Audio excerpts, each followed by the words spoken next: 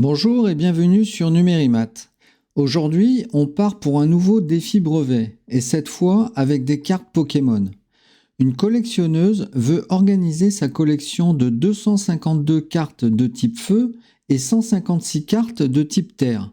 Mais attention, elle veut faire des paquets identiques, sans reste, avec le plus de cartes possible dans chaque paquet.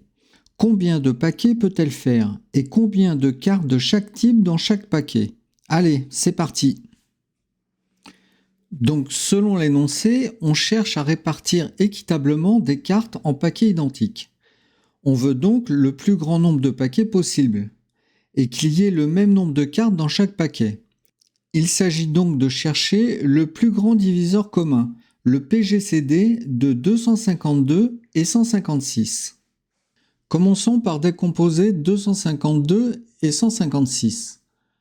Donc 252 est égal à 2 fois 126, qui est égal à 2 multiplié par 126, c'est 2 multiplié par 63, qui est égal à 2 multiplié par 2, multiplié par 63, c'est 9 multiplié par 7, qui est égal à 2 multiplié par 2, multiplié par 9, qui est égal à 3 fois 3,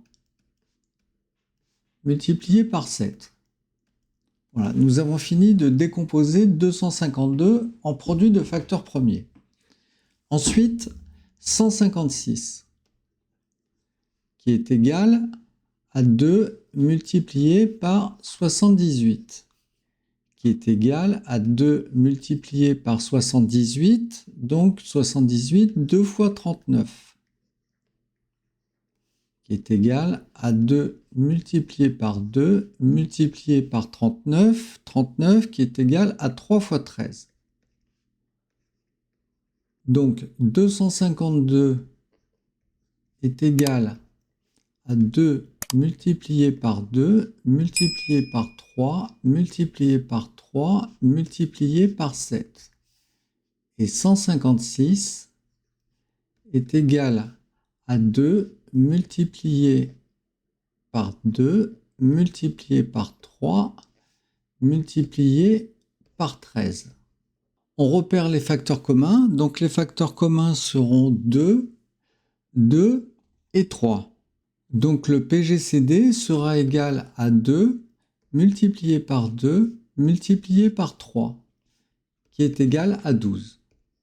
La collectionneuse peut donc faire 12 paquets. Donc 252 cartes de type feu divisées par 12 égale 21.